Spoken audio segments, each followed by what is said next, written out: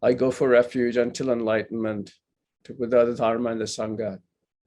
By my virtuous actions of giving and so on, may I become a Buddha to benefit all sentient beings.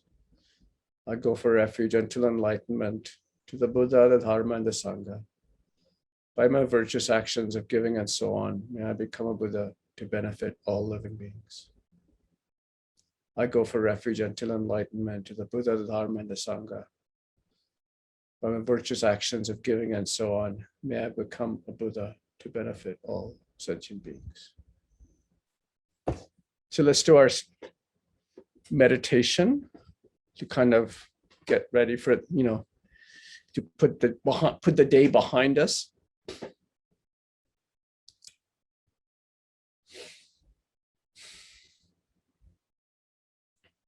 So we can take our, as the Lamrim says, the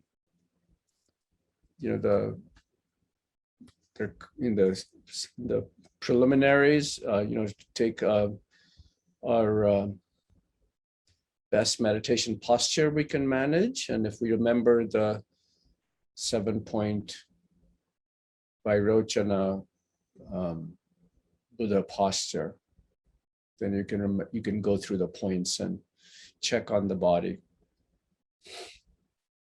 But otherwise, the back straight, the natural curve is the most important thing.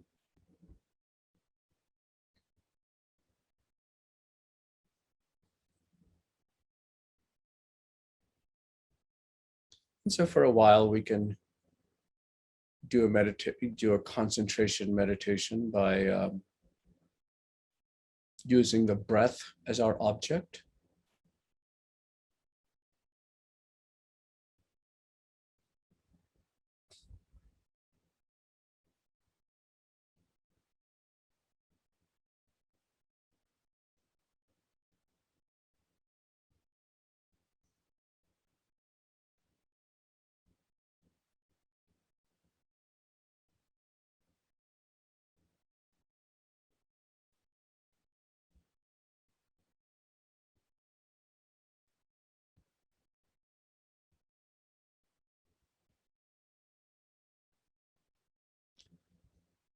When thoughts arise, as they will, there are two at least main ways of remaining with the object and dispel the thoughts. So one is you can observe the thought. So that's one way to, you'll notice that if you observe the thought without getting wrapped up in it, it can't handle observation. It will disappear on its own. It'll dissipate.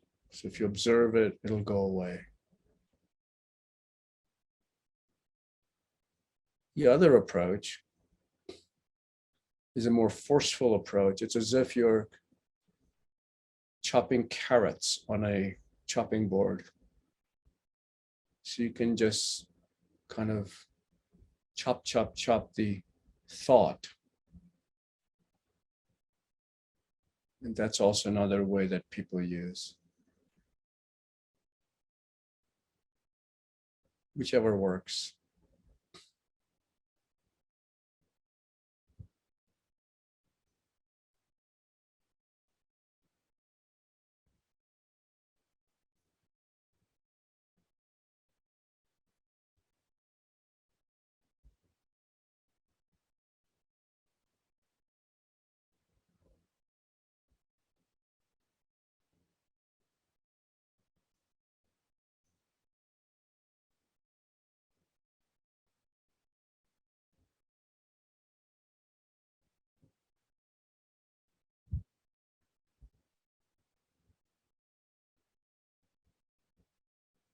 Sometimes instead of concentrating on the breath itself, the movement of the breath, sometimes it's more effective to concentrate on the gap between the in and the out breath, or the out and the in breath, rather.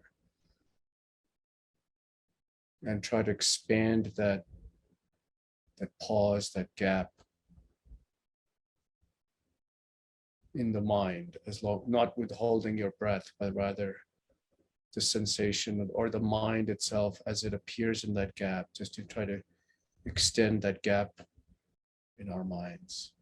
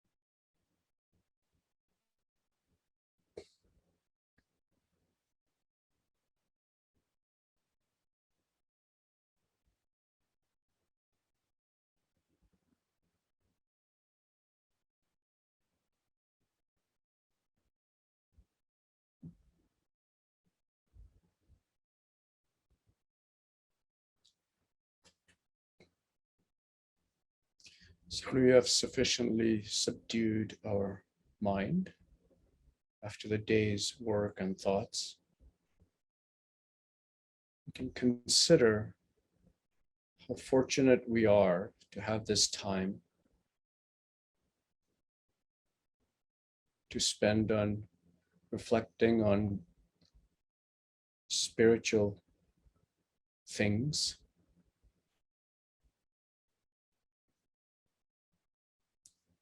with this precious human life that's so rare and for which we have worked so hard over so many lifetimes to accumulate the merit to finally have this life, to be able to obtain this life.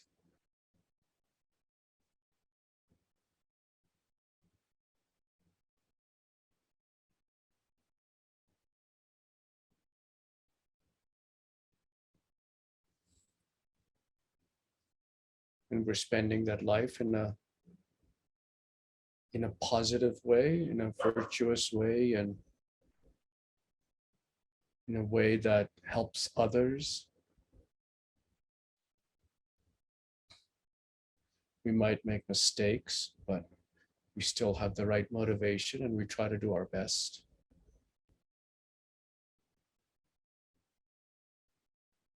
So in all those ways and more, we are extremely fortunate.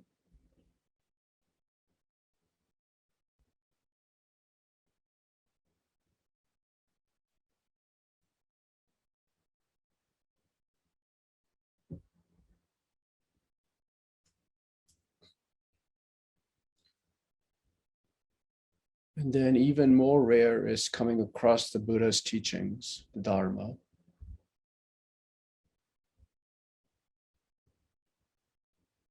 Because we can tell by how few people in the world have the time or the energy or the inclination to study the Dharma.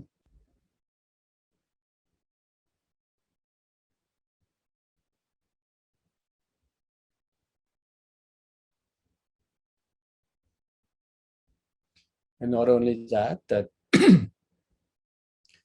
we have met such amazing qualified teachers who still hold the lineage in these degenerate times, as they say. So qualified teachers who are steeped in the tradition, who are steeped in knowledge, who are steeped in practice, who have traveled the path themselves, So these are people like His Holiness the Dalai Lama, Lama Yeshe, Lama Zopa Rinpoche, Geshe Sherab, and many, many others.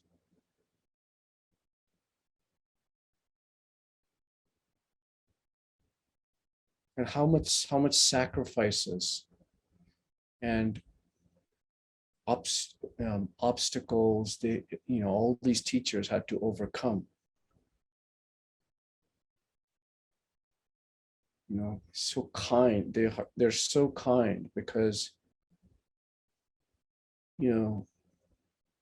they dedicated their lives to the Buddha Dharma so that they could teach others, bring joy to others, make the world a better place, for only that reason.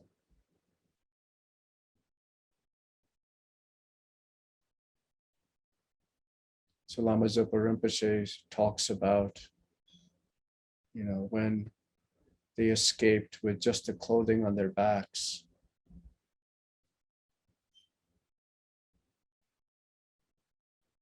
And the Indian government had given them housing in these remote villages.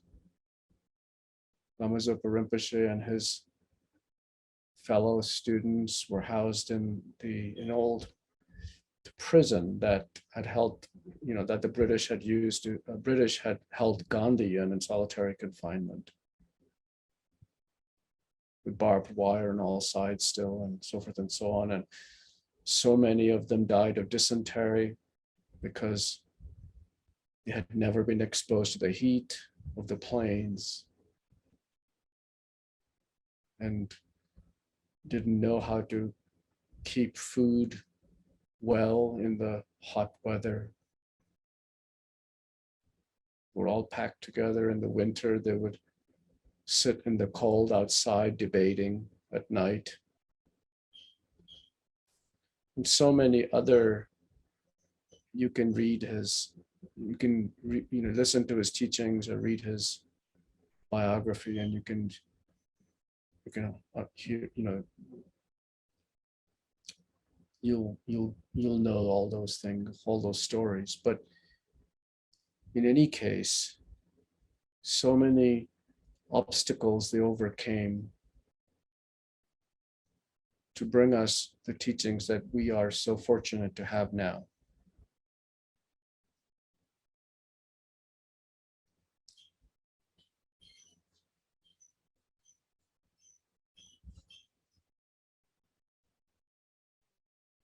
And if you reflect on the qualities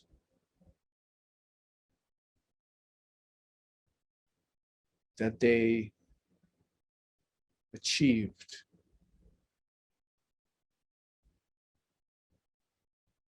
is truly amazing. So if you remember, they subdued their minds with concentration.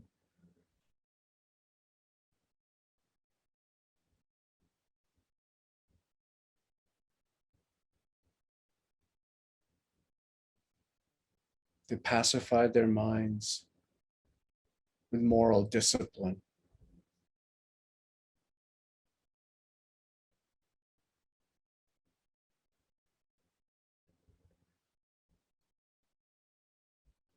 They greatly pacified their minds by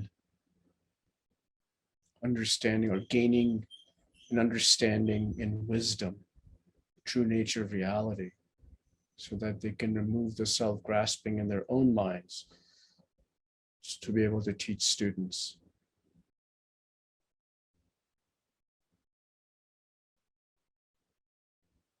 The vast amounts of scriptural knowledge, so they can teach students properly and hold the lineage.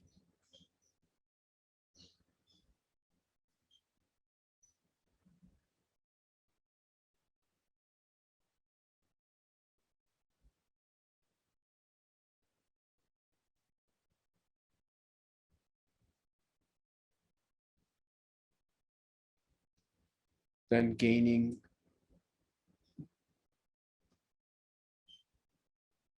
and through deep meditation, gaining if not an inferential, but also direct realization of emptiness.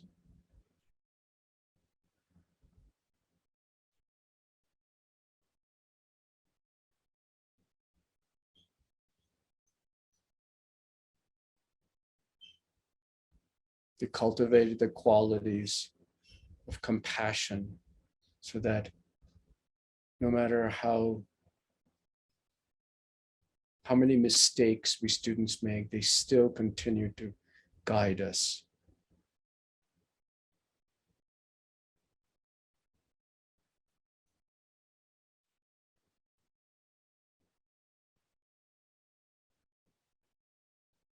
Of diligence, that even though we don't listen to their instructions, or that whenever we need help, they're always there to help us. We can write letters to Rinpoche, we can ask Geshe-la questions. They always make time for us.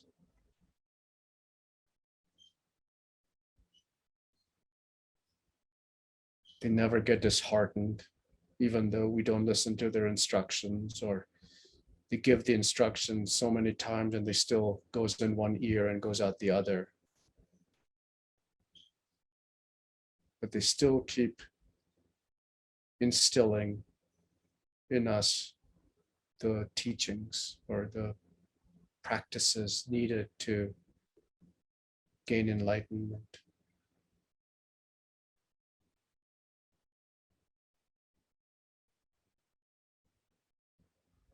So in all these qualities are amazing qualities. And as it says in Bhakti Lama Tsongkhapa Guru Yoga, please bless me to become just like you. So those are the qualities that we ourselves aspire to have.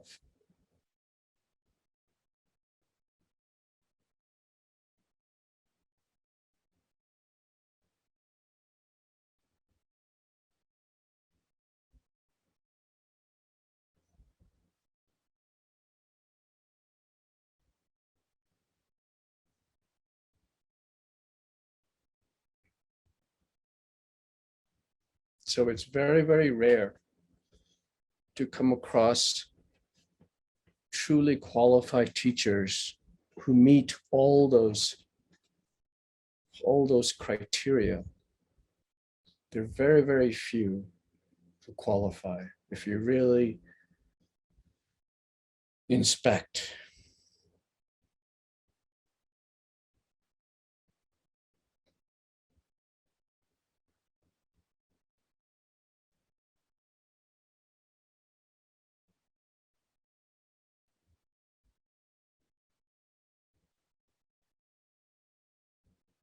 And as it says, they're even kinder than the Buddhas, because we don't have the karma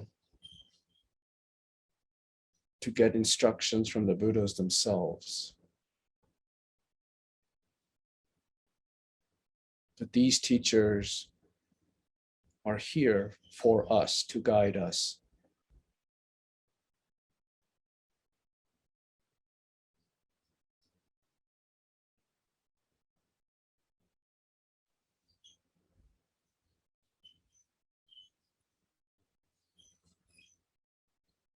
And we can see why we can even consider them as Buddhas, as we see them in their true light, as we gain experience, as we get closer to them, and we really understand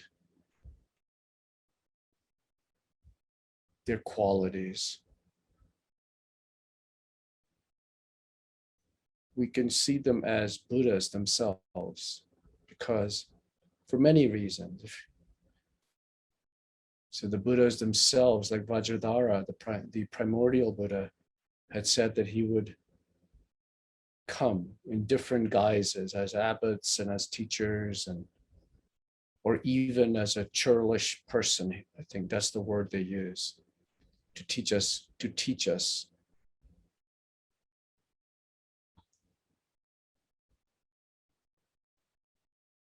Another way to think about it is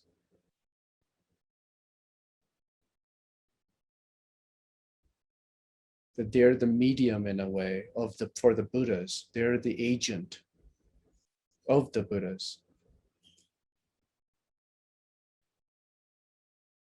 Because they're taking their place.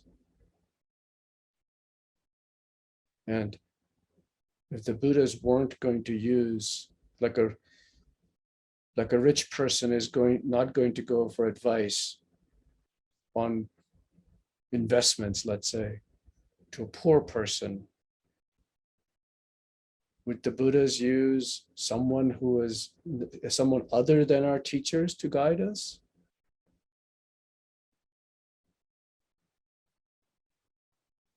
Who else would they use?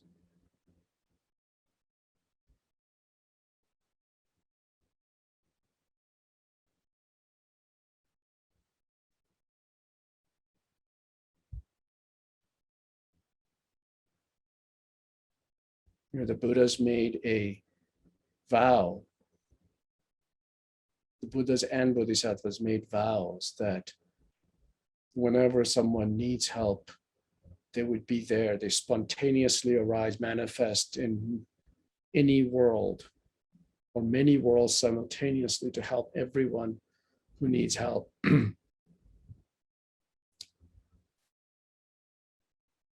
So if the teachers are helping us, then surely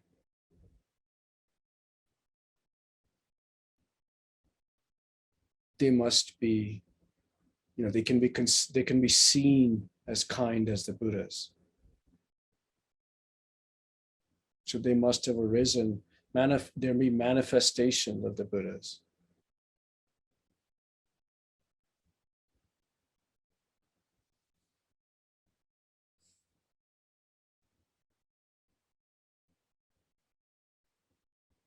So in all those and many other ways, these teachers are so precious.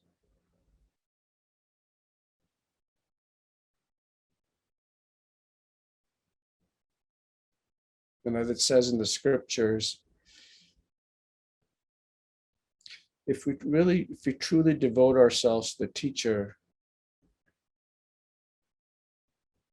the blessings come so quickly and with such quantity that even if we don't want to get enlightenment, we will still get enlightenment. There is no other path. Actually, the analogy they use, it's as if somebody has jumped off a cliff. And as he's falling down, he says, "Oh, I need to back off. I need to go back up again." Well, there's nothing they can do. Regardless of what they want, they will be hitting the ground. So just like that, even if we don't want to gain enlightenment, we will still get there.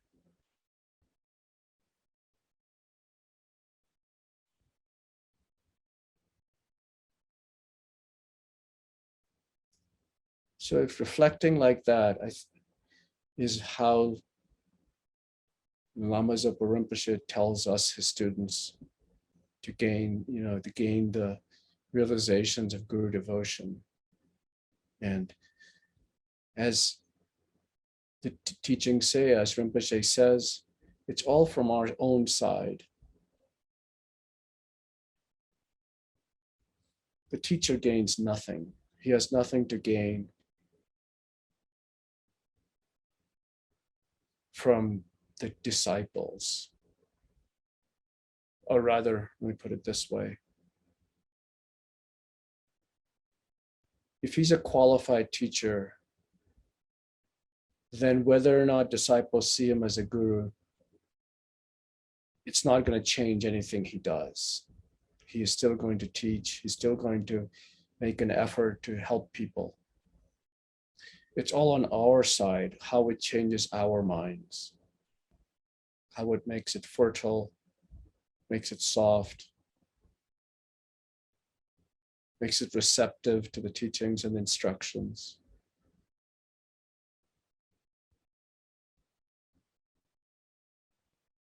It's all for our own gain. That's it.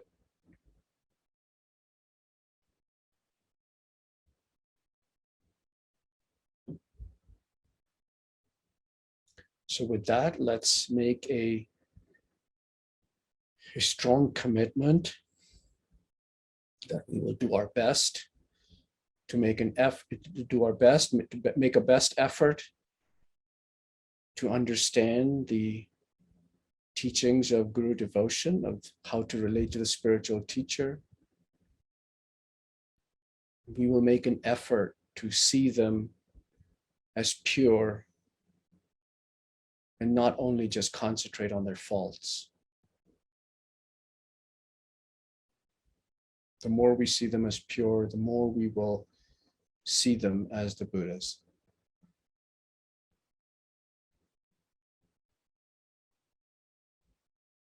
And then when you're ready, you can come back to the present.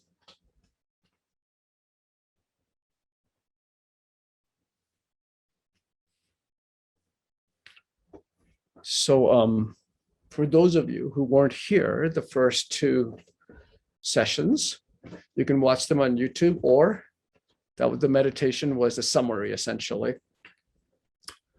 of, so far we've talked about the 10 qualities of the Guru, right? What to look for when we're, when we are getting teachings, and if we're considering taking them on as a Guru. And we've also talked about why we can see them, and how they are kinder than the Buddhas, and why we can see them as Buddhas, right? Why they are, the reasons why it's appropriate to see them. I mean, we of course have to reflect on it, contemplate on it, try to poke holes in the rationales in our own minds to convince ourselves that is so, as it says, that they can be seen as the Buddhas. And we've also talked about the qualities of the disciple, right? We spent a little bit of time, not that much time, on the qualities of the correct, or the correct student, if you will, or the proper vessel to gain from the instructions, right? So then the other points that the Lamrim talks about are, well, anyway, are there any questions from those, things that we've talked about already? I know you've already asked questions, but in case there are more questions, feel free to stop me anytime, of course. So, so today, so the other points that the Lamrim talks about are how to devote, so now how to devote oneself to the teacher in thought, right? How to devote in thought, how to devote in thought, and how to devote in practice, right? And then the benefits of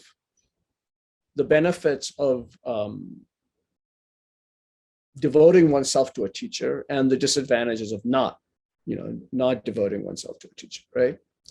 So I thought that today, so it depends on who's teaching. Like I mean, like if you look at the different commentaries, like Lama, so they will put different ones in different order. So some will start with the benefits, and the disadvantages, and then they will go on to talk about why they can be seen as Buddhas and so forth and so on, right? And then some will do the benefits at the end, so which is what I'm kind of doing, So today I thought we can talk about how the student should devote in thought and practice to the teacher, right? And then we can talk about the benefits and either later on today or in the next one. I think the next class is the last one. So the next session. Yeah. So I'm just looking at the points from this is the hardcover version of the Liberation, the palm of your hand, right?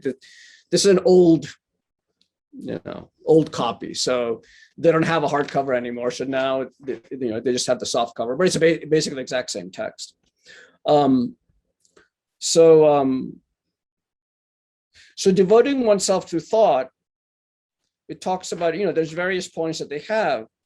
And the first one they said is training yourself to have faith in the guru, right? And the reason is when we have faith in the teacher,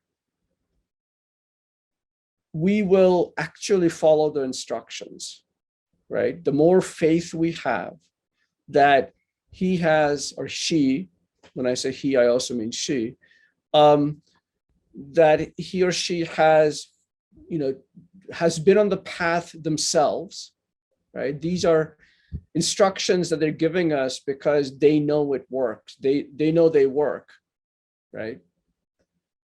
And also from the teachings of their teachers and the pure lineage that they hold.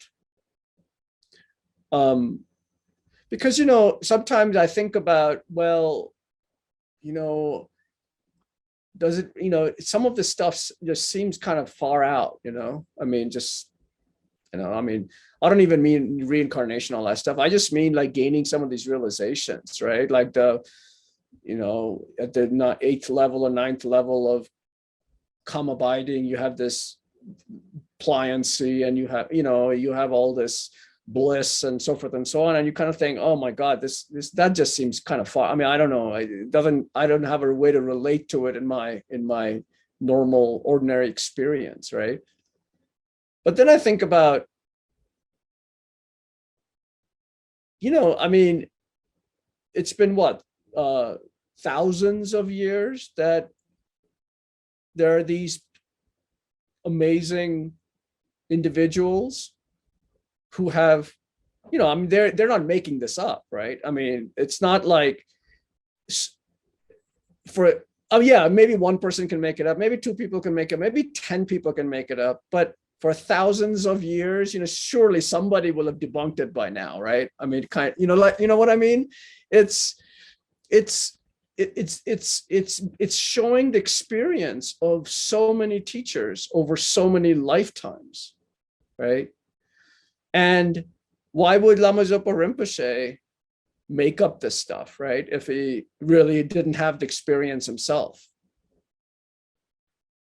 So, and then if you have faith, if one has faith, then,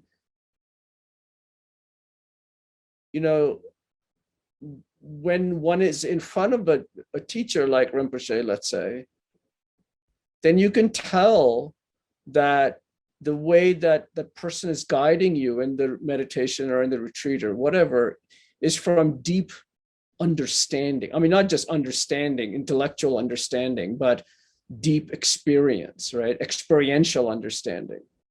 I mean, it's not book knowledge. It's not repeating the words that they've learned in monastery that is, that they're saying, right? So the more faith we have, it says the faith means that the guru is actually a Buddha. That's the formal kind of definition of the kind of faith we're talking about. Now, for us ordinary beings, that's sometimes hard to do, right? But maybe we can't go that far, right? But we can still consider them very, very high beings.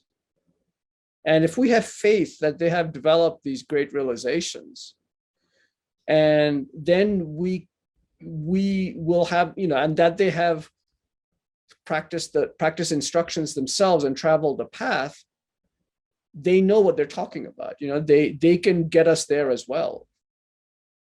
So it says, like faith is the preparation. It gives birth like a mother, right? So birth here, meaning all our qualities, all our, siddhis, our realizations, all our positive karma that we've accumulated over all these many lifetimes to have this human rebirth, for example, has come from some teacher somewhere, I mean, even if it's our mother who has told us not to steal, right?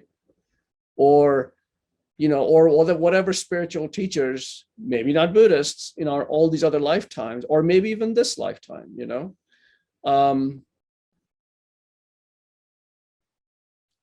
that's the only reason we have all these positive qualities, because somebody has taught us, right? And to get to where we are, it's because all these teachers have, we had some amount of faith to follow their instructions. And so we're finally here now, right? And so they say that all our positive merits, all our qualities, etc., is due to the kindness of a teacher. And that's why I told you, like one of my teachers, Venerable René Feusi, he's a Swiss monk, and he considers he grew up in the Catholic Church and he was a choir boy and all that, and so he still considers his first priest as his teacher. It doesn't have to be Buddhist, but because he put him on the spiritual path. So yeah. And so it says the guru, your kind guru, is a source of all your siddhis. Your siddhis meaning realizations, So contemplate his qualities and ignore his faults. Hold his instructions in your palm and promise to keep them to the last. So that's the kind of faith that we want to be able to generate. And as we talked about last time, just like with everything else, if we concentrate on a person's good qualities and not so much on their faults, that person, we see them as good. We will see them as good. I mean, that perfect example is, the beginning of a relationship, right? I mean, we tend to meditate only on the good qualities of that person, right? We don't see any of their faults, or we choose to ignore it, right? Of course, at some point they come up, as we get closer to them, they will come up, and then it's our decision as to whether to continue or not, but that's a different issue, right? But the point is that we know that is true in ordinary life. So it's not like it's something weird, right? Just for a guru, right? So that's the kind of understanding we need to have. So if we concentrate on his fault, and if we don't concentrate on his faults, we will see them as pure. So, and then of course, we talked a little bit about this, the reason why, to have faith in the guru, faith meaning to see them as a Buddha, and then the reason why the reason why we should regard the guru as a Buddha. And it's basically that, if we have that kind of faith and have that kind of conviction and, devotion, then, everything, everything becomes easy. The spiritual path becomes easy, and, the text, there are many stories about this. One is like, for example, there was an old woman in Tibet, and in Tibet, the trade with India was Tibet. They would bring, the caravans would bring salt over the Himalayas to India, right? They would mine the salt in Tibet. They bring it on their backs of their horses and donkeys and whatever else over the passes into India in the summertime. And then they would trade, and they would buy, trinkets or whatever it is to take back home to sell, or they buy, silk and clothing and stuff like cotton, stuff like that, right? To take back to Tibet and then trade there. So this old woman had this trader's son, and he was going off to India. And so she said, "Why don't, when you're on your way, when you go there, get me a relic of the Buddha," right? And so, so this guy went, and it took like a couple of months to travel across the Himalayas to India, and then it took another couple of months back. So, and you spend a month there. So basically, it's like 6 months out of the year you're gone, right? So he comes back 6 months later, and on right about before he, like at the pass before he goes down into the village, he realized, oh my God, I totally forgot about the relic, right? So on the path, he sees this kind of a dead dog or skeleton of a dog, and he picks up the tooth, one tooth, and he takes it back to his mother, and he says, "Okay, I brought you the relic," right? Mother doesn't know any better, right? So she puts it, she wraps it up, and she puts the relic on her altar, and she makes prayers, and and because the relic, the relics of the Buddha are considered, and all the teachers, when you see the little, anyway, that's another story, the pearls and all that stuff. But the relics are like, we make prayers to the relics and the stupas, and, just like, Christian saints and all that. So, and so we gain our realization and qualities from that, right? We get blessings. So anyway, so she got all, like she made these prayers, and she got all these blessings from this dog's tooth, right? But again, it's not the side of the guru that, none of this is on the side of the guru, right? It's all on our side, right? It's all whether our minds are transformed or not, right? So her mind was transformed, and I don't remember exactly what realization I think she might have been reborn in one of the pure lands or something, like pure realms, or I can't remember. But in any case, it was, so she became very accomplished, just through that devotion. And so that's kind of like, that's the kind of, and there are many other, there are many other stories like that, old stories and also contemporary, when you talk to students, you hear their experiences, and you get an understanding as to, it's not just stories, and sometimes we ourselves have some experience like that, if we're lucky. And so the blessings come, and and they're,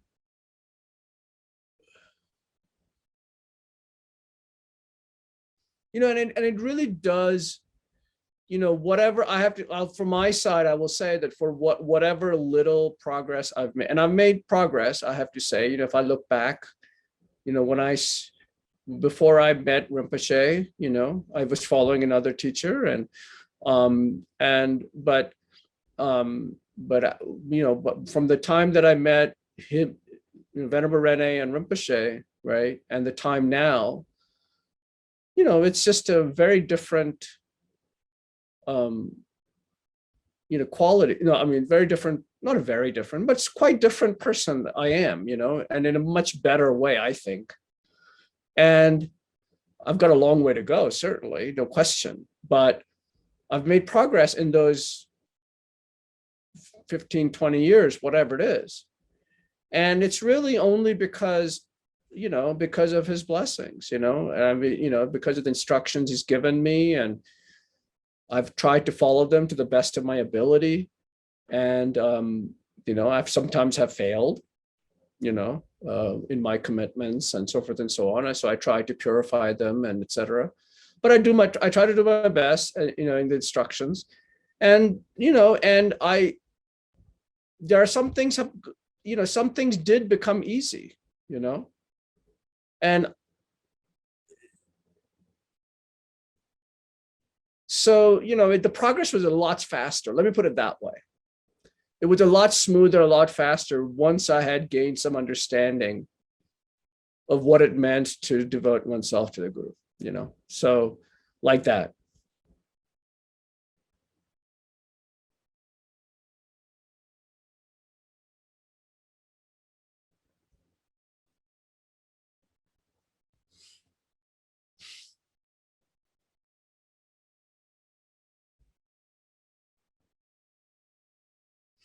And then they said the reason why you're able to see him this way. So we talked about this. It said there are two means for this. If you appreciate only a part of his qualities, you can put an end to your lack of faith. Just only a part of his qualities, you can end to a lack of faith. And this faith will then overwhelm any trivial fault you may see in him. Yeah, and I said last time, right, when I first started getting teachings from Rinpoche, I was having a very hard time, right? I only saw the fault of his coughing. And once I was able to, I couldn't concentrate on anything he was saying, because I just kept thinking, oh my God, his coughing. Oh my God, there he goes again, kind of thing, right? But then once I had some understanding of the Lam Rim and Guru devotion, I didn't even hear the coughing, after a while, it's, so, and now, people say that Rinpoche, he doesn't cough anymore after his stroke. The cough went away. But then, he has some lisp, like he has this lisp. And so he can be hard to understand. So I've met people who just can't understand him at all, but I think it's one of those things where,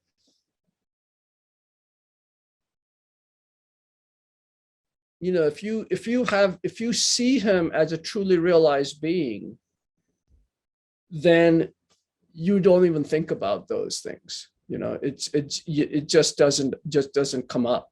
You don't even think about them. And then, of course, as I've mentioned before, some stories of his compassion, right?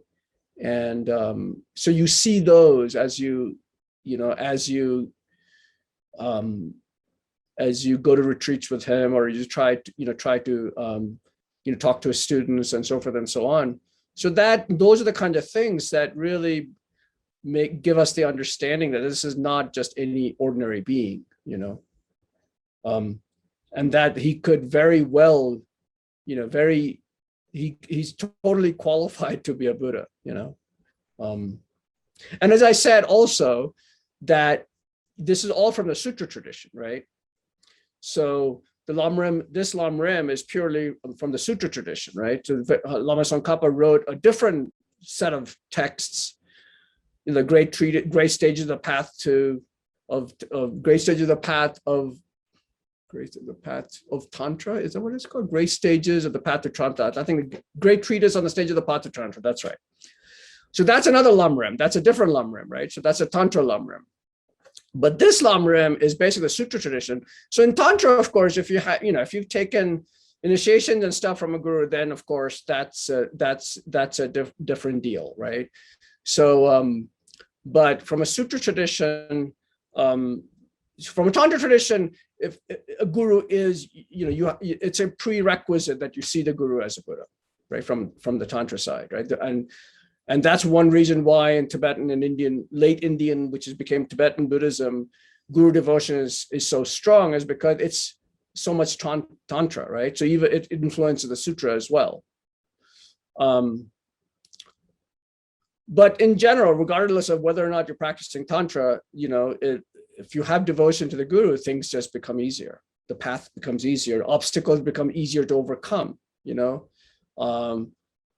big obstacles that would have otherwise seemed huge are just minor speed bumps, kind of like that,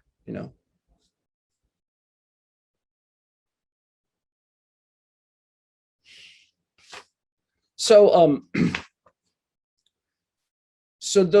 right. And then, so we talk, so, and then, oh shoot, I lost my place now. So these are the kind of,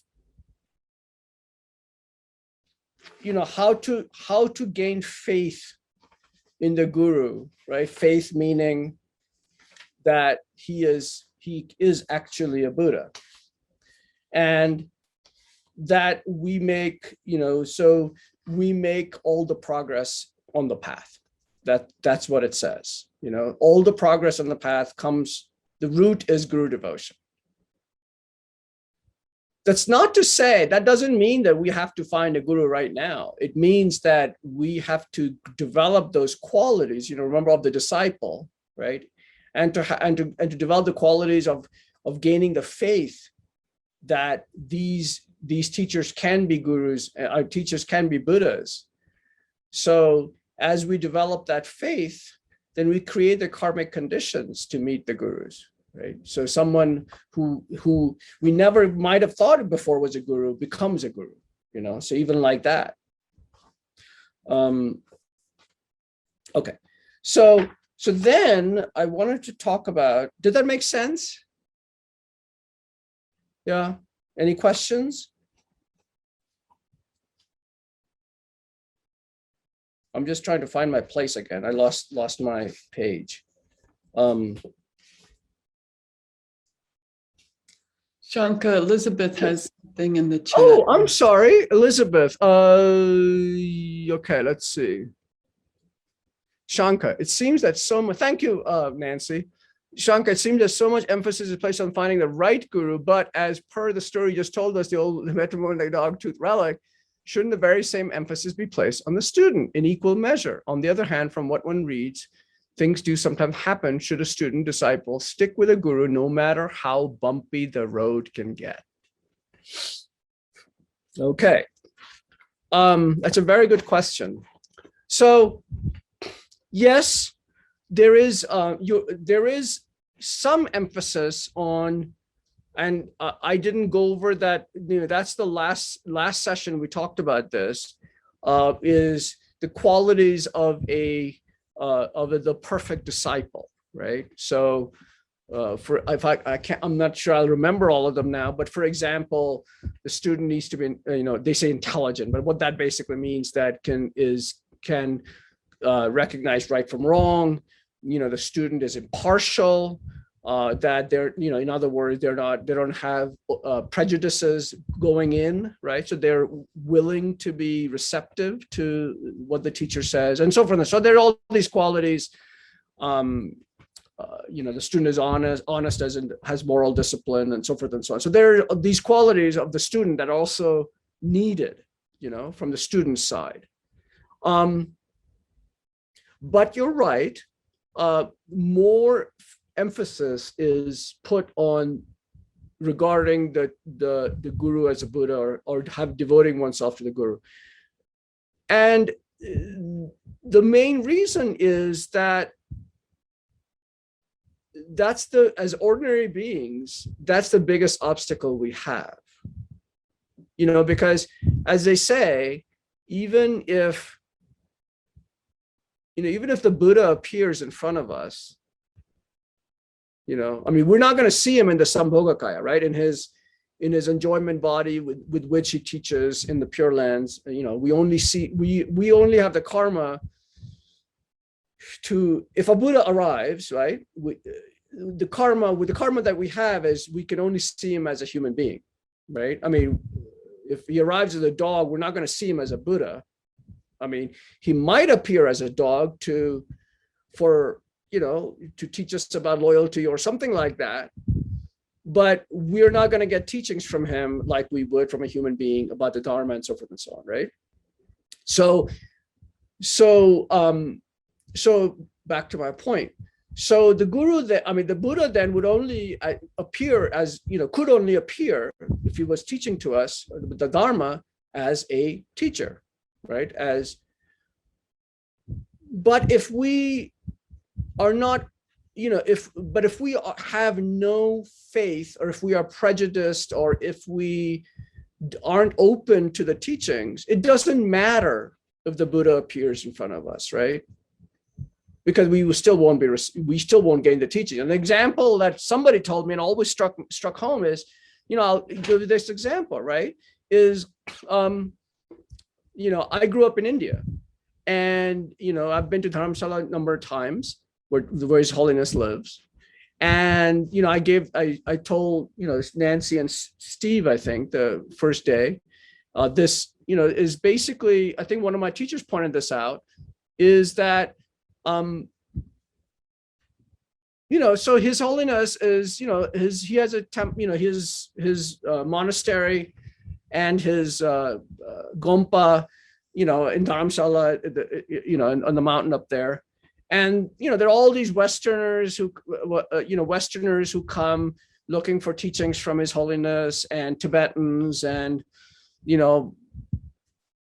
so many people, right? To go to his Gompa just to get the blessings, by looking at the statues, the relics there, the statues there, and so forth and so on, and the tankas.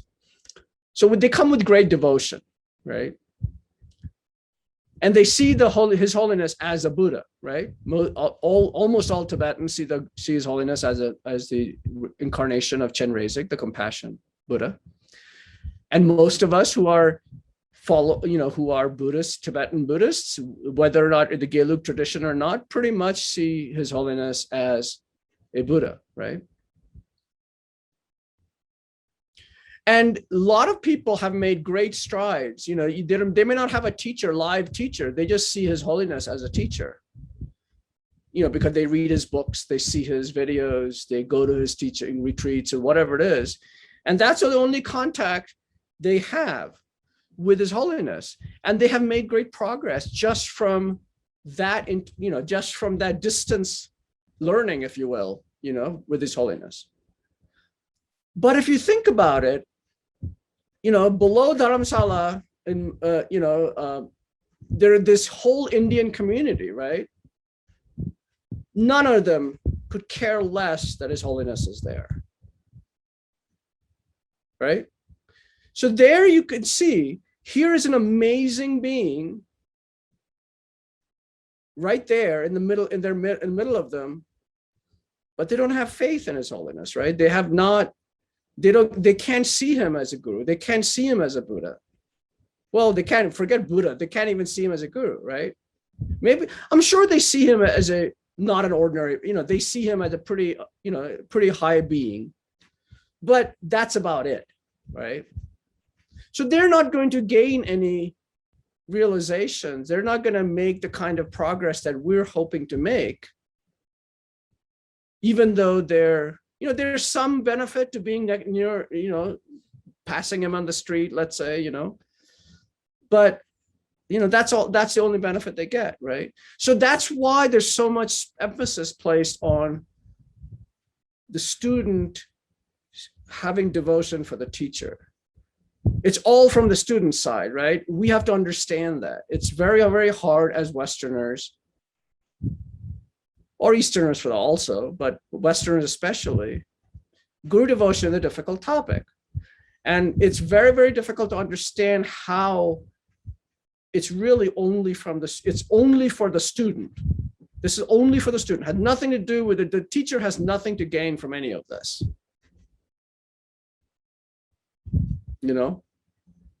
Rinpoche doesn't care. I mean, Rinpoche doesn't care whether he has students or not. I mean, he cares in the sense that he wants to help people, right? But he has no attachment to, having students.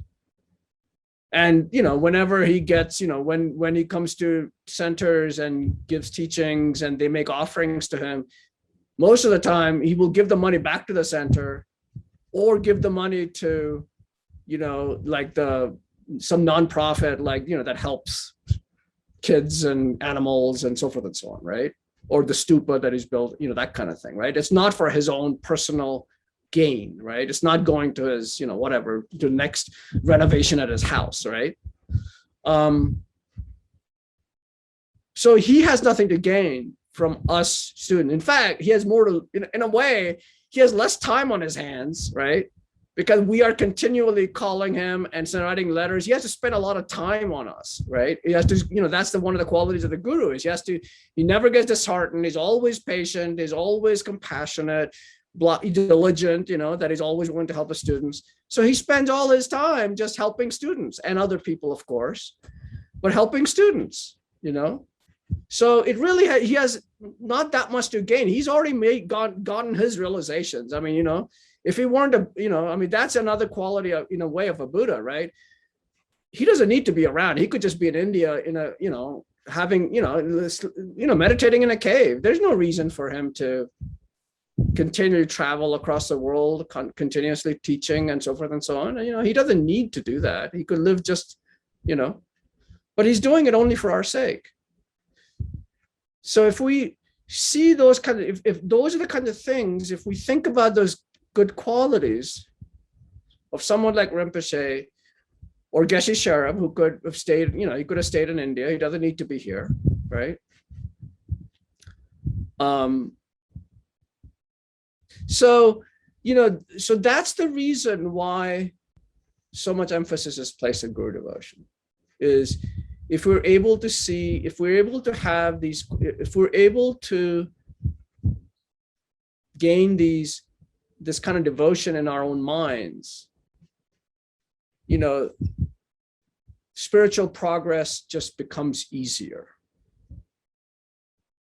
And it becomes easier to understand what we're reading. It becomes easier to overcome obstacles, because we have faith, we can overcome discouragement. I gave an example of, like when I asked, I was discouraged and I asked my teacher about how to get, what to do. And, so like that, right? So to overcome discouragement, because we all have bumps, right? We're not perfect. And so when you put those things together, it just becomes a lot easier to on the path. That's all. And they also can put into perspective when bad things happen, as they will, right?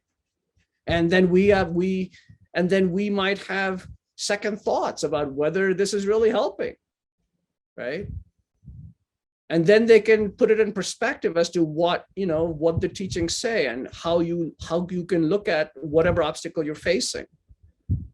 So in all those ways, they make our lives a lot more fruitful, and we only have things we only gain. We have nothing we can only gain, as it was saying in one of these pages here in the Lam Rim. We have everything to gain and only to lose if we are not willing to, take the step, have the faith. I don't know if that was a long answer, Elizabeth. I hope I answered your question. Oh, that was great. Thank you so much. Yeah. Okay, good. Yeah, you can interrupt me and ask me a question anytime. Okay. So then the question is, so I guess I was thinking, okay, maybe we'll talk about the benefits and disadvantages to it. But I think that since we're talking about the teacher and his qualities and faith and seeing him as a Buddha and so forth and so on, and since Elizabeth asked the question, we should cover the section that talks about how the student should, when it comes to devotion, how to devote oneself in, I said that, how to devote oneself is broken up into how to devote in thought and how to devote in practice, right? So let me see, I'm trying to find the section on how to devote in thought.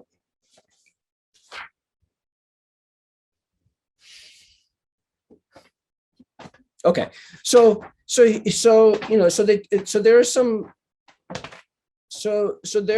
there's a wonderful sutra that this section I'm getting from an amazing teacher. Unfortunately, I consider him one of my teachers, even though I've never met him. I wanted to meet him, but by the time I was going to write him a letter and to meet him, he was already so sick that he couldn't take any visitors, and he died a few years later.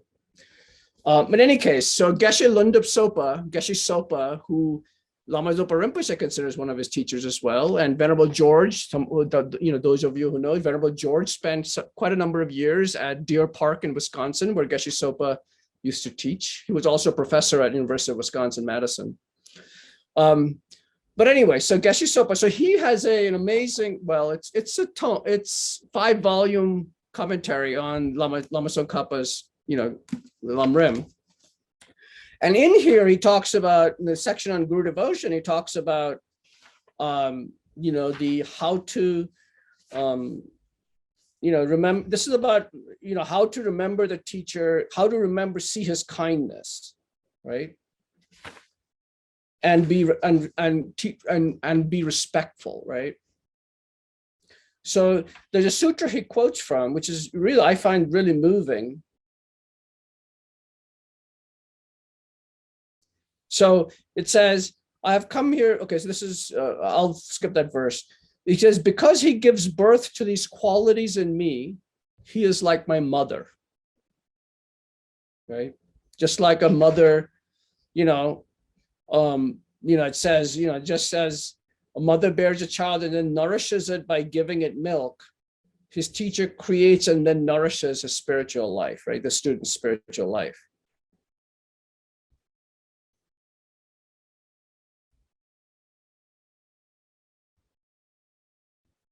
And then it also says the teacher turns away harm. And it doesn't turn away harm by himself, but rather, because all our harm is a result of karmic actions, the teacher is the one who teaches us how to not create karma, right? How to accumulate merit, purify our negative, negative tendencies and so forth and so on. And so he turns away harm in that way, right? So he's a protector. So he shows us the methods to create actions that will not become the cause of future harm. Otherwise, you can cause yourself great harm. Right? You can continue to, take very negative, do very negative things and create just a lot of harm for oneself in the future. So spiritual teachers, and then it says, like a doctor, he frees me from old age and death. Right. And so this means, he's talking here about, once we gain liberation and enlightenment, we are no longer in the cycle of aging, sickness, and death. Right. So the teacher is essentially teaching us, the doctor just is for this life, right? All they can do is extend this life, our life. That's it. Maybe make our sicknesses better, the symptoms go away, and extend our life a little bit longer, and that's about it, and we'll die, right? But the teacher is teaching us things where we can overcome this entire cycle that we have, right? So they're much, much more precious than a doctor. But we have so much faith for doctors. Right, when you think about it, think about the faith that we have for our doctors. When we're in the hospital bed, we will do anything they say. We're not going to ask too many questions. So, so when we think about that kind of faith that we have, towards our doctor, and how difficult it is for us to have faith towards this other being that's our teacher, it put me in, put my qualities in perspective. It made me have to take a hard look at my own views.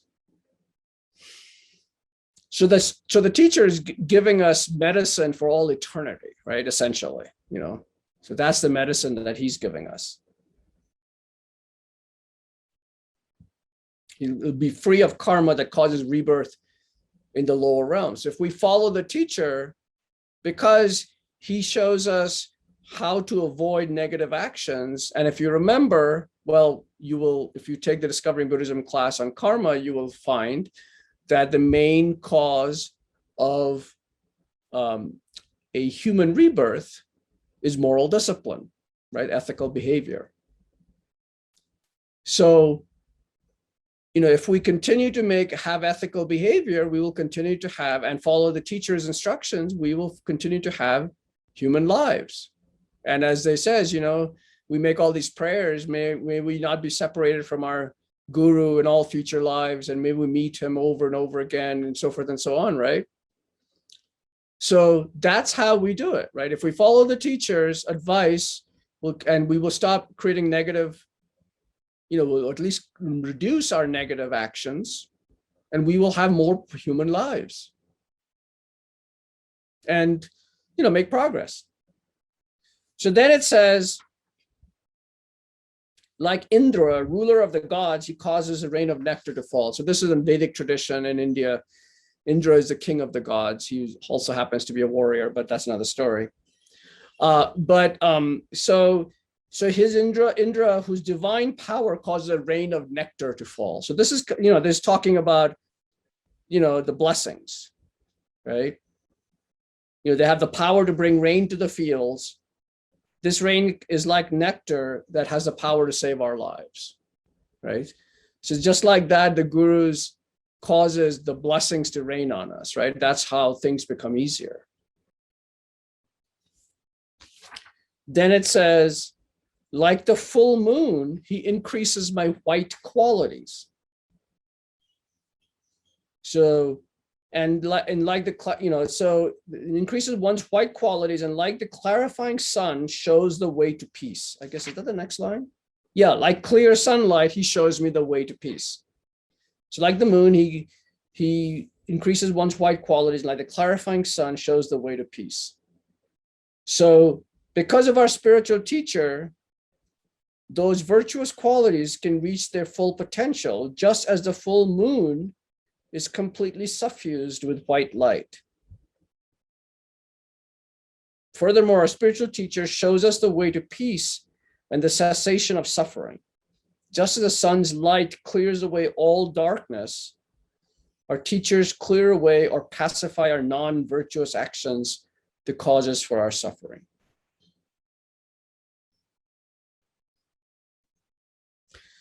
And then it says, next verse says, like a mountain, he is unwavering toward friend or enemy, right? So a teacher, like the Buddha, if he's truly has the 10 qualities, compassion and so forth and so on, he's, whether the person is, good or bad, friend or enemy, he is going to help that person. So he's impartial to whether or not, somebody's has treated them poorly, and so forth and so on, right? Our feelings are uneven toward others. The people we are attracted and attached to, we call friends, and those we feel very distant from, we hate and call our enemies. But a mountain doesn't fluctuate back and forth like that. It remains firm and unshakable. And in that same way, our spiritual friend, who realizes the true nature of both friends and enemies, right? Because they have, gained the direct perception of emptiness and have wisdom and so forth and so on, and compassion, they maintain a state of equanimity, right? They treat everyone the same. Like one of the qualities of the Buddha, they say is, when one becomes a Buddha, is the Buddha sees everyone as equally attractive. Now, attractive here does not mean physically attractive, but the attractiveness of the inside, right? So regardless of whether their outside, they might look like or behave like, he sees our true nature, and he sees each of us the same exact way, whether or not it's his mother or whether or not it's his mortal enemy. He sees his mortal enemy just as compassionately as he sees his mother, So like that. So the teacher has a mind as undisturbed as a calm ocean, right? So like at the surface, the ocean is, there are lots of waves, but if you dive down, I don't know, however many hundreds of feet, it's very, very calm, right? And so that's what their mind is like. The mind undisturbed as a calm ocean cannot be stirred up easily. But I think we should mention here, a teacher can manifest a stirred up mind, right? And we have to know about that, right? I mean, this is not in this text here, but I was just thinking about this, is that, sometimes we start questioning our faith because we see the teacher as, let's say, showing anger to one of the students, right? And we have to kind of know if we have, this is one of those things, there's no good answer. I don't have a good answer, certainly. But if one has been around a teacher long enough and one has inspected that person, and if he or she, seems to have those 10 qualities, then one can be relatively certain that the anger that the teacher is manifesting is not, is basically for the benefit of the student. But it's sometimes difficult to tell, is the anger that he's displaying, or whatever behavior that he is engaging in, is that coming from,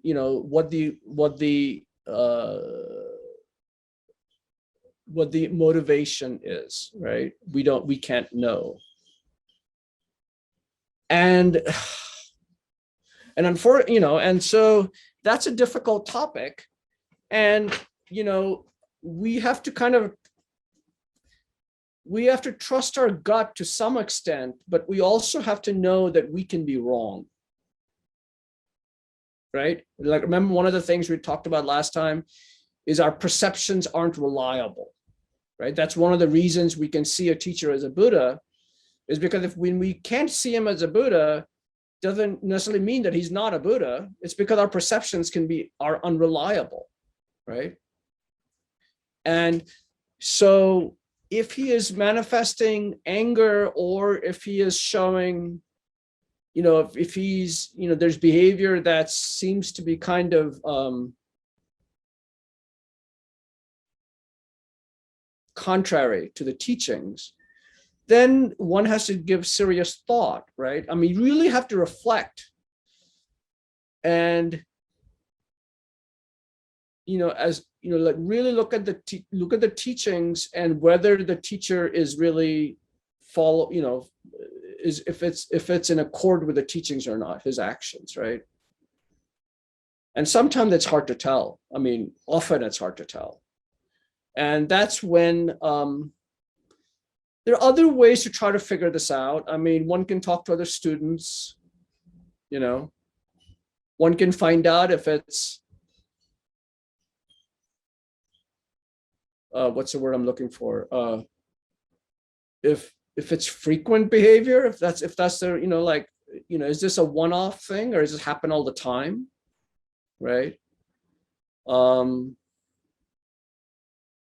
Have the students made progress after that, right? After the teacher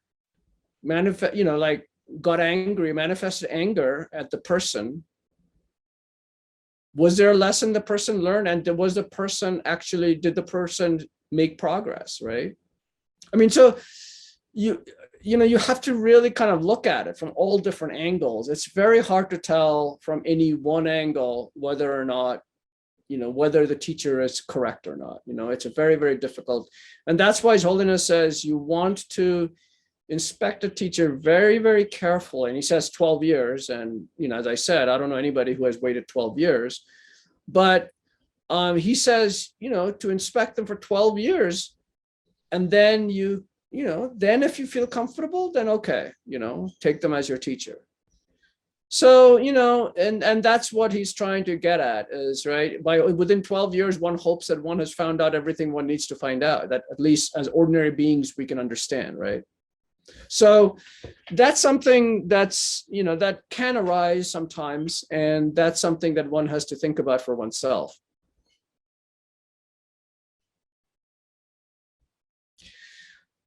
And then finally, the verse says, the teacher is my guardian, like the pilot of a ship, you know, like the navigator who takes us from one shore of an ocean to another, right? And as they say, so, you know, they call it talk, you know, they talk about samsara as an ocean, right? And so it is an ocean. And so the teacher is the one who shows us how to cross that ocean.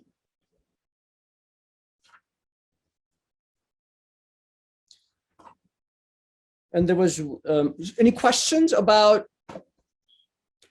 you know, again, how to, you know, when we are talking about, you know, like generating faith and so forth and so on, these are all the different ways one has to kind of reflect, contemplate, reflect, meditate on these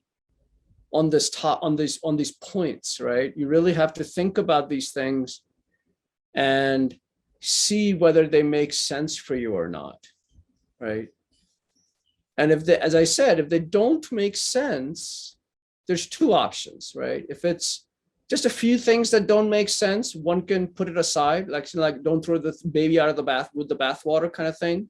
You put it aside and you just, you know, hope that one day it'll make sense. And a lot of time, most of the time it does, with more experience and exposure to the Dharma.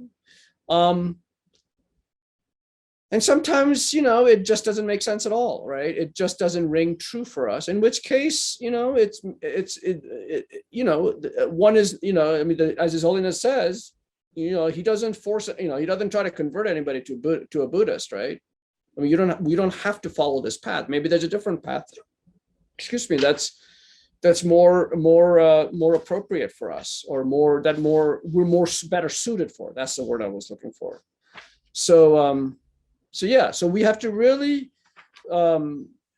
look at ourselves to see whether or not these things ring true for us.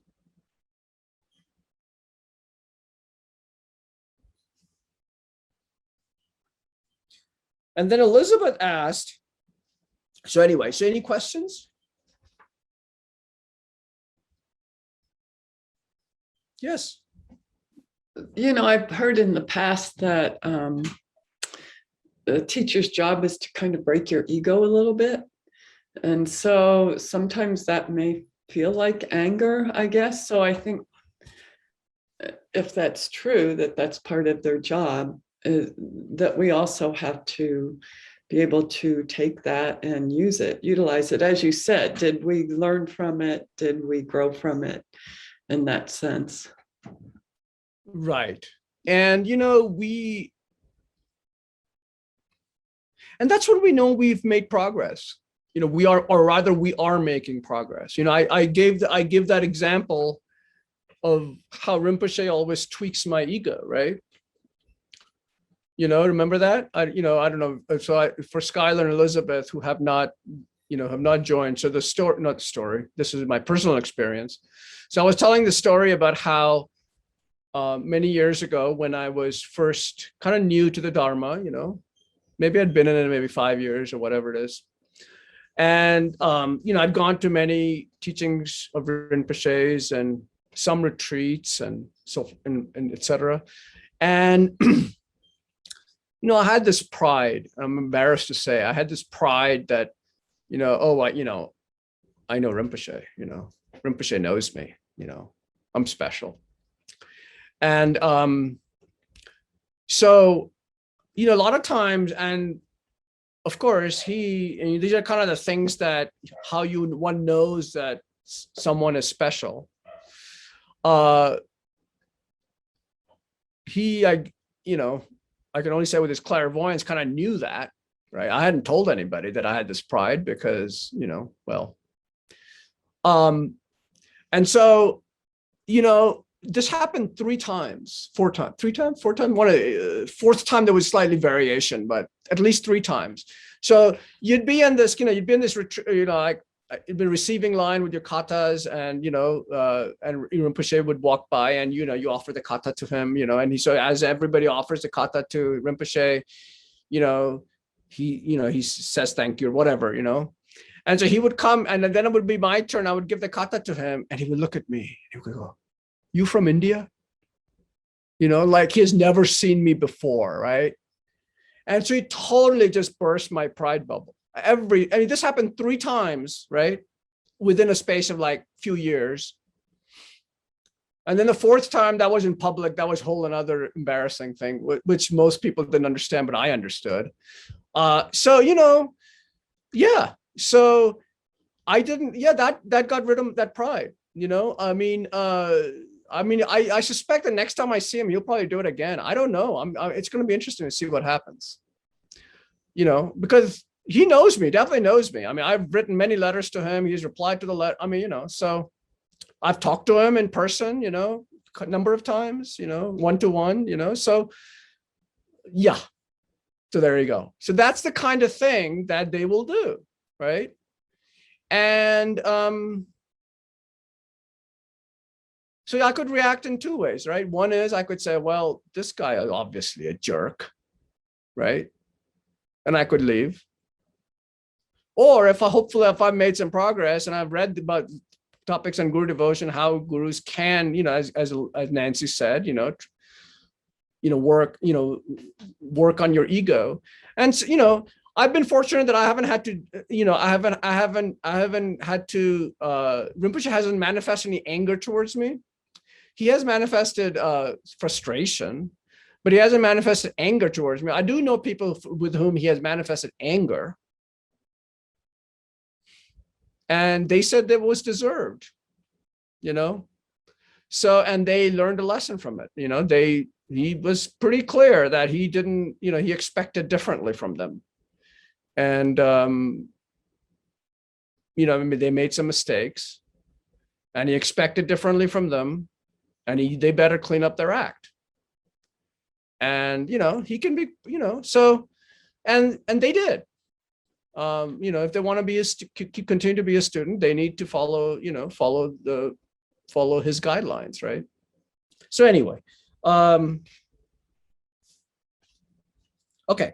So finally today, then what I'll do is I'll talk about how to follow him in thought. Oh, where'd it go?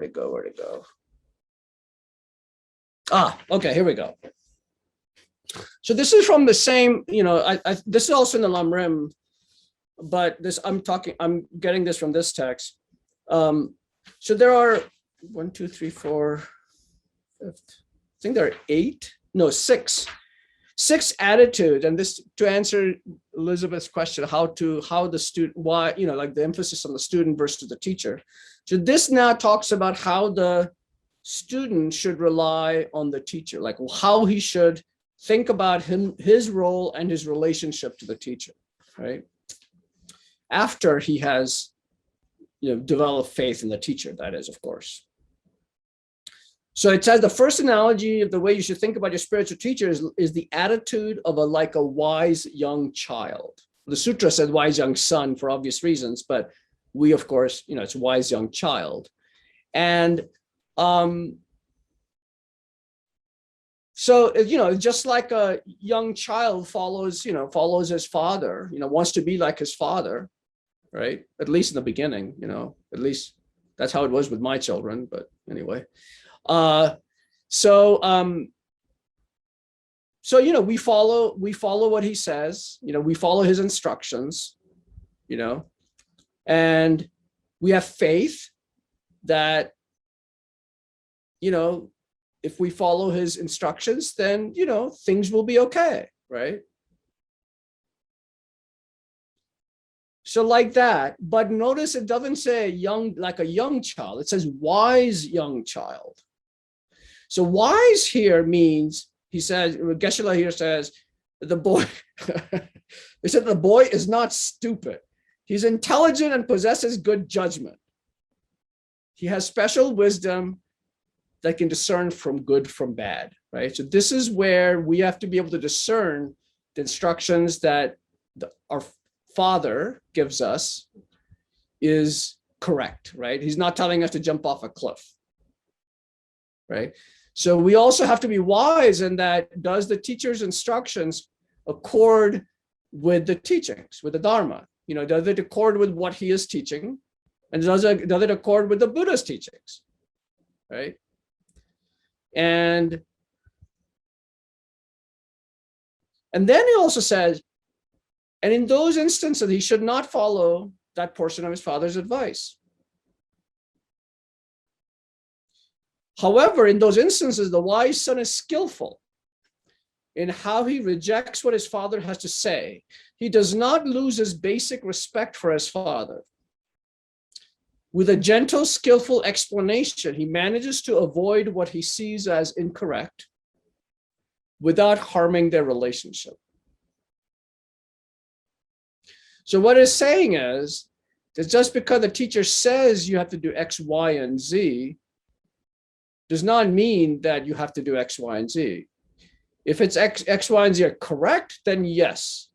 Right? If you've taken him as a teacher or her as a teacher, then you have to follow their advice. That's one, and we'll talk about this next time about how to serve the teacher in practice. And that's one of the things is to follow their instructions, is how one serves one's teacher. But if the instructions one feels is not correct, then one does not have to follow that instruction.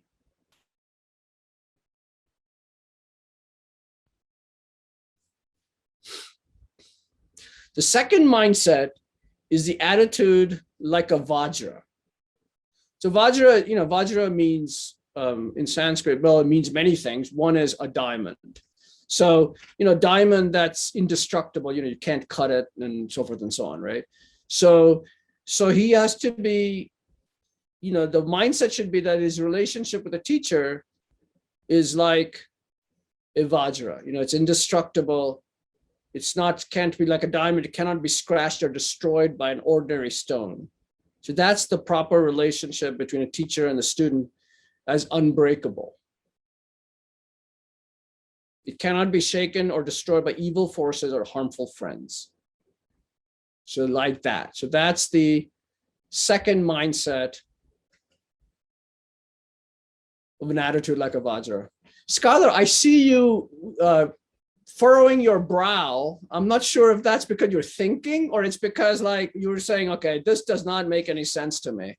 So I'm just thinking, yes. So like, yeah, I came from, a different organization and trying to apply this all to my first guru and, still trying to think, okay, did I do the right thing? Did I not do the right thing? Was he trying to show me? Okay.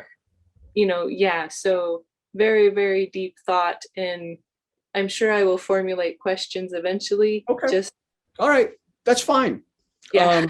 I just want to make sure that it wasn't like I wasn't talking into the ether, I guess, or whatever, you know what I mean. It wasn't making sense. You're definitely okay. All right, good. Okay. Hitting a lot of different points. Third attitude is like the earth.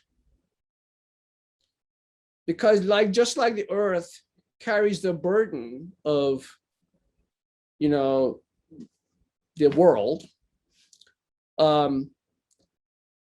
it means, the student is willing to take on the entire burden of fulfilling the teacher's instructions or wishes. Like it says, the earth does not complain, oh no, why do I have to carry all this stuff, right?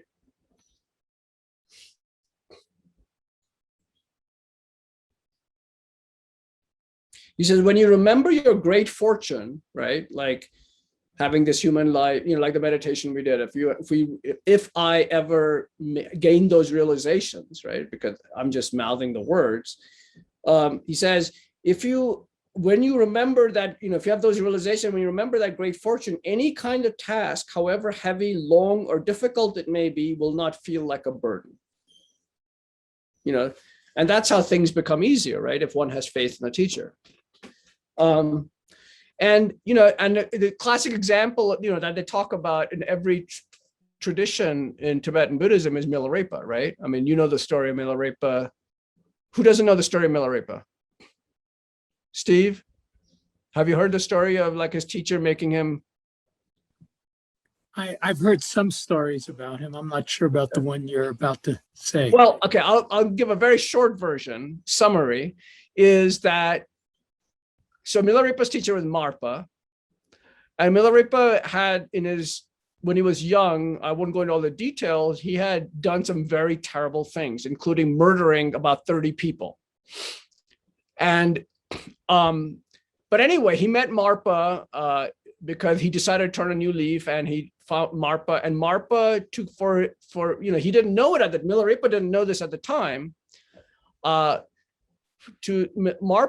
basically made him purify all that horrible stuff that he had created by building these buildings. I can't remember, like 3-story buildings or something by hand, right? With the brick, he had to carry the brick and all this other stuff. Multiple times, he would build a thing, and then he would have to destroy it, and then he would have to build it again. And I don't know how many times you had to do this, right? But it did, and it took like 7-10 years. I don't remember exactly the number. I have the biography, so it's in there. But in any case, but he did it without any complaint, and because of that, Milarepa said, because of that, Marpa's, carrying that burden of Marpa's instructions without complaint, as it says, like the earth, Milarepa gained all those realizations and became a Buddha. Gained enlightenment in that one lifetime, right? Even though he had killed so many people in his previous, before he met Marpa. So like that is what, it's kind of like, like the earth, he talks about, like the Vajra, like the earth, having that relationship and having that,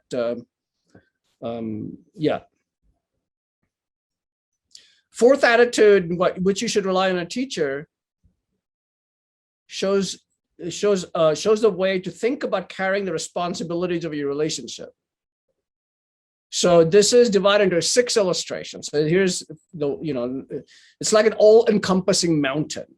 It means that just as a vast mountain unshaken by the wind, our mind, that is our relationship with the teacher, cannot be disturbed by difficulties that may arise. And there's a story about this geshe that, had to, he got really sick because he was meditating, in the cold and the night and so forth and so on. And then he went to discuss the situation with his guru, Geshe Chengawa, another great Kadampa master from the 1100s. And so Geshe Chengawa said, "You have been born many, many times in heavenly abodes where you have lived in pleasant, enjoyable, and magnificent palaces. But never before now have you had the experience of relying on a Mahayana guru and listening to the Mahayana teachings. Therefore, sit there and don't move." Sit there as in sit there, in the cold at night and meditate, and don't move. So, so like an all-encompassing mountain. So this Geshe Yonten Bar, the monk that was in the cold and all that.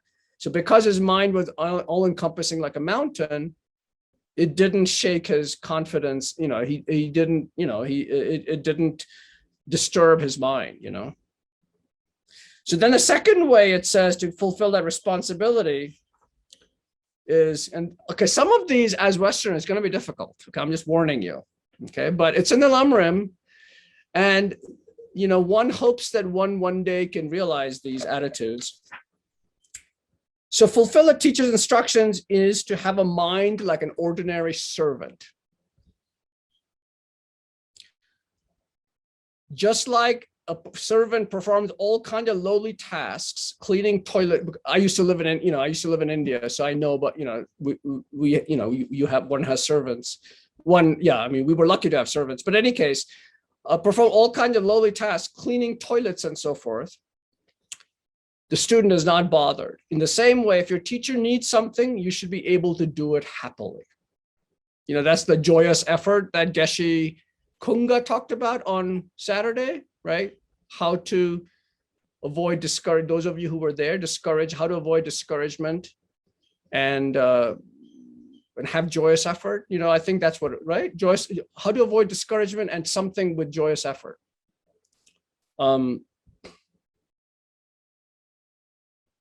So that's another,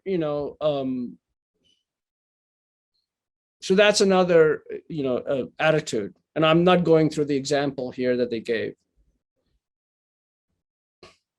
The third of the 6 attitudes, so again, the relationship between a student and a teacher is a mind like a janitor,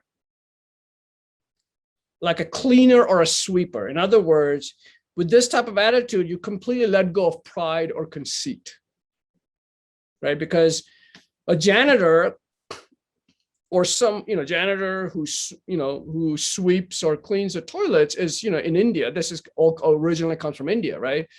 Was the lowest of the caste, right? In the caste system, you had the absolute lowest of the caste that did all the, the toilet cleaning and the sweeping and all that stuff. And so, so it's saying that that basically you have no pride or conceit. You're like, somebody of that caste, like when your teacher tells you to do something, you do it without pride or conceit. Such a person also humbly thinks of himself as much lower than his teacher. If you indulge in pride or conceit, there will be no room for virtuous qualities to develop, which is true. We can see that.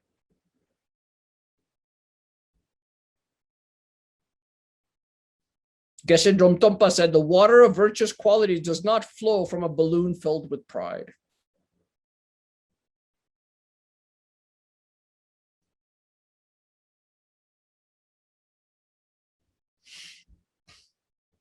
The other example, the classic example they use is like in the spring, in the mountain, if you look at the mountain and the valleys, where do the green shoots appear, right? Green shoots appear in the valleys, right? Even though the mountains are so, so if you have pride or conceit like a mountain, the green shoots don't appear on the mountain, right? But if we are able to, lessen our pride, then the blessings come and the green shoots of virtuous qualities can arise. So fourth, we should have a mind like a vehicle. That's the attitude that enthusiastically and joyfully takes on all the responsibility for completing the work for the teacher. So like carrying a heavy load, so like a vehicle, Fifth attitude is, this is going to be hard. The fifth attitude is mind like a dog.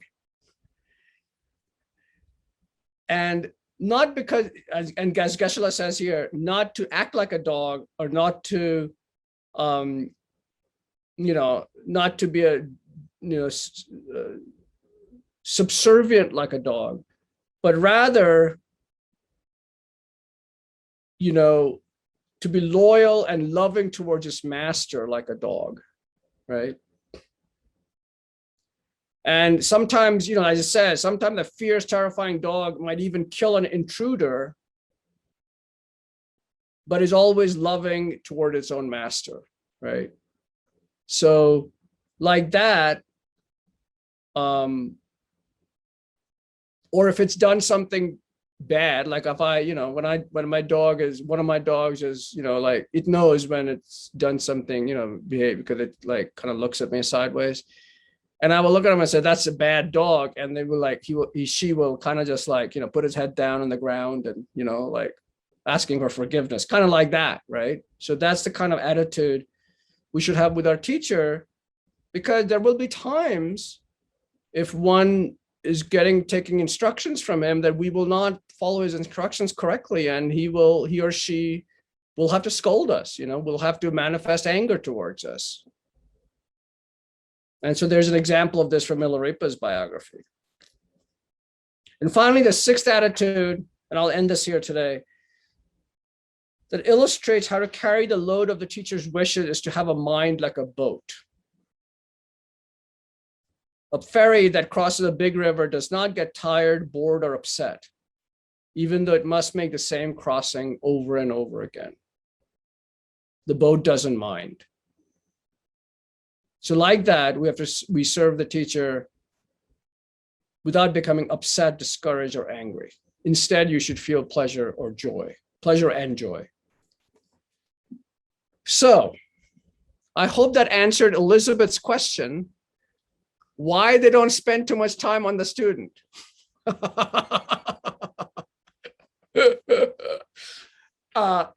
So anyway,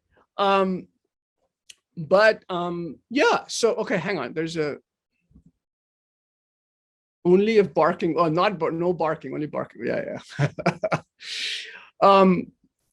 So it's a, I'll end today with this. I mean, the thing to take away from all of this is really not that, oh my God, this is just really heavy stuff. It is heavy stuff. But there's a reason why Lama Tsongkhapa put it first in the Lam Rim. It's the heaviest topic and it's the first in the Lam Rim. It's really because, as it says, it's a root of the path, It's really the way we accumulate the most merit and we purify the most obstacles. And, if we're able to generate just a few of these qualities, if we're open, if we're receptive to understanding them, if we're receptive to, generating these qualities, we go a long way. Just a few of them. We don't even have to generate all of them. I mean, we only, this is just one lifetime out of many that we will have this opportunity, hopefully, right? If we continue to have ethical discipline and so forth and so on, and we follow a teacher, we will continue to have human lives. We will continue to meet him or her, and we will continue to make progress, right? So we don't have to generate all these qualities now, right? Just being open to just putting the seeds in our mind right now is good enough, as Lama Yeshe said, good enough, dear. So that's the thing to take away, just to have an understanding of what it means to devote oneself to the teacher and why it's important. Now, whether that happens in this lifetime or next lifetime, it's in a way, it's, we're going to have many lifetimes anyway, right? So we have many chances, as one of my teachers said. So I hope that's, I hope that helps, because, and the other thing I would say is another easy way to accumulate merit, and you don't even have to do, much, is when we do so many things that, during the day, right? Dedicate those things to the teachers, right? We have coffee in the morning, breakfast, lunch, dinner, just dedicated to the long lives of our teachers, that we meet our teachers in future lives, that we continue to have future, like human lives, and we meet them. And as it says, again in the Lama Tsongkhapa thing, please bless me to become just like you, right? I mean, that's what I do, and it and it says that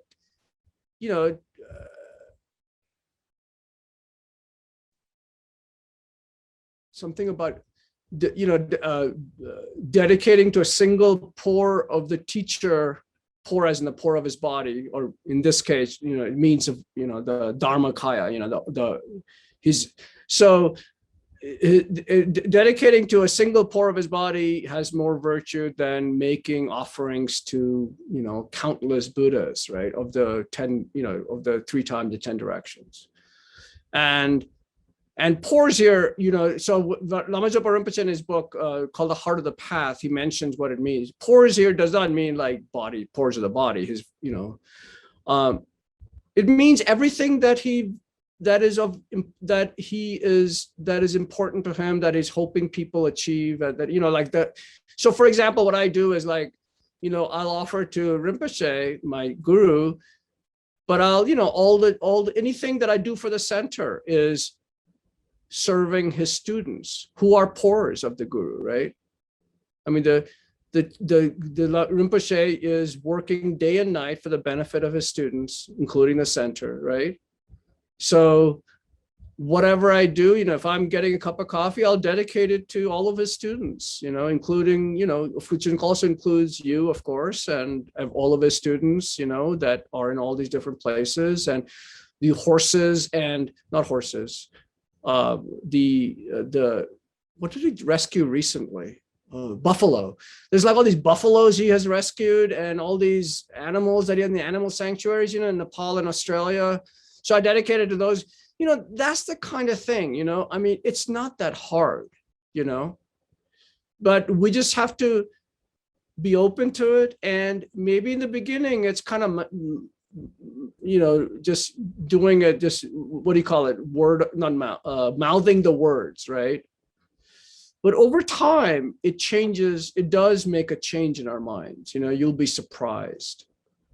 So, like that, so what I would suggest is think about these things, right? Spend the week, see what comes up. In the reading section, read the sections and in the Lamrim, I think probably most of you have the Liberation book. Read that section and see, just inspect your own mind, and see what comes up, right? And whether it has meaning for you. Because ultimately it's about us, right? It's not about Rinpoche, it's not about our teachers. Okay, any question at the end? No? Okay, so let's do our dedication. Oh, yes. Yes. And Elizabeth, I wanted to tell you that, the prayer of St. Francis, that's one of Rinpoche's favorite prayers. Oh, how wonderful. Yeah. So that's actually one of the prayers that is one of his favorite prayers. And once in a while, we'll do it at a retreat. At the end of with the dedication, we'll end with the St. Francis of Assisi's prayer. So there you go. Okay, so let's finish. Let me see. Let me bring up the, let me bring up the, whoa, okay, let's just, by the merits of the virtue, may I become a Buddha and lead all beings into that enlightened state. With the precious Buddhi mind that not yet born arise and grow, and may that born not decline, but increase more and more. And just as a brave Manjushu, Samantabhadra, and so forth, made wishes that I make dedication as, oh my God. Anyway, it's escaped me. So in any case, so we dedicate to all the long lives of our teachers, to Geshe-la, to Lama Zopa Rinpoche, Lama Oso, His Holiness, and may all their wishes and aspirations for us, all his students, and everybody in the world come true.